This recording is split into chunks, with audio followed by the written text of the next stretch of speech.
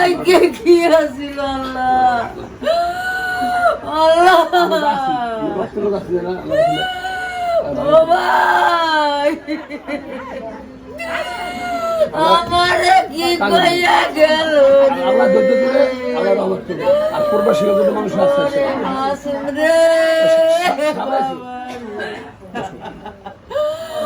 আমার মাসুম ভাই তুই গেল রাত 10টার সময় কথা কইল রে 7 তারিখে কথা কইল আল্লাহ আপনি আমারে এত কষ্ট দিলেন রে এত দুঃখ করিয়া গেল রে